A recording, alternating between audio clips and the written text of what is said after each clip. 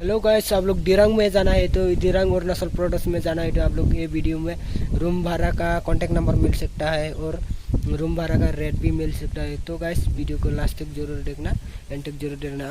आप लोग भी घूम सकता है दिरांग टाउन में। हेलो, किधर पे लग रहा है ये दिरंग पे दिरांग? तुआंग तुआंग संग है ना? तवांग नहीं दिरंग।